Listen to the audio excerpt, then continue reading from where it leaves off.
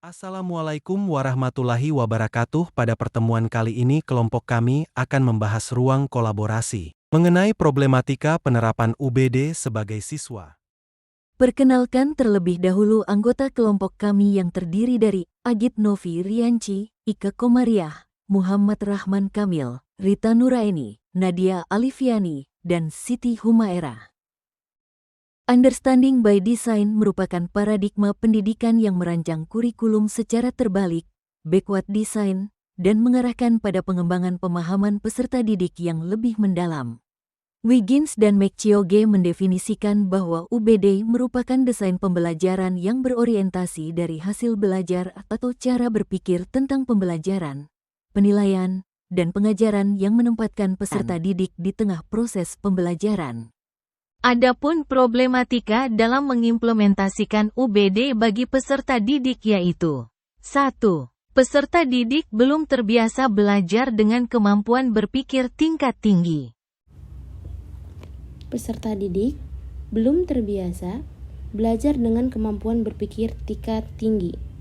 Pembelajaran yang mengimplementasikan UBD memerlukan keterampilan berpikir tingkat tinggi. Contohnya keterampilan sintesis.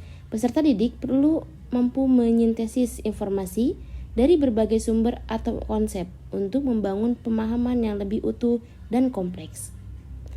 Pemecahan masalah sangat penting dalam UBD.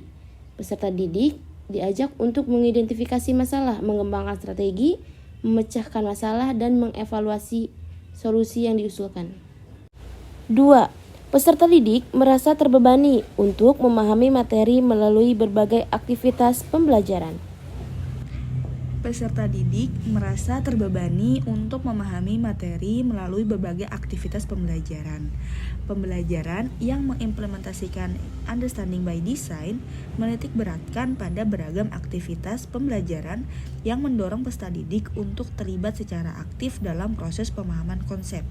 Jika guru tidak pandai membuat aktivitas tersebut dengan menarik, maka peserta didik akan merasa terbebani. 3.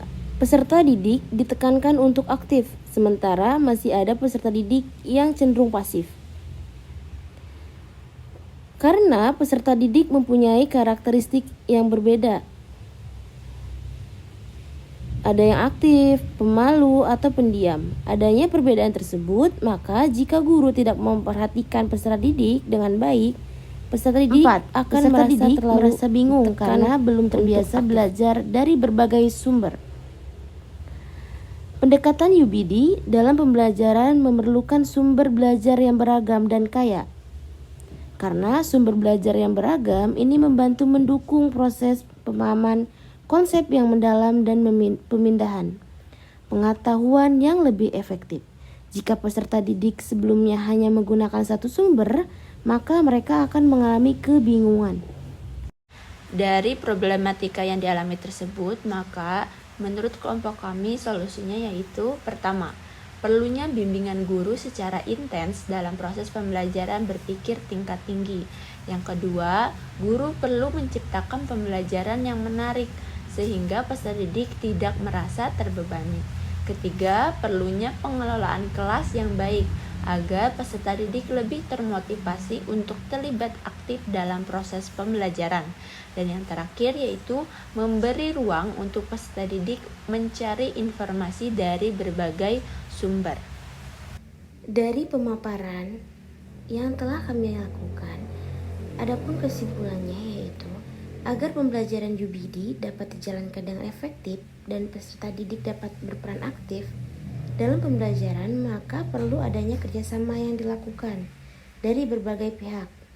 Selain itu, guru yang akan melakukan penerapan UBD harus merancang strategi pembelajaran yang mudah dipahami dan diterima oleh peserta didik, sehingga pembelajaran dilakukan sesuai dengan tahap UBD dan mampu mencapai tujuan pembelajaran yang ditetapkan.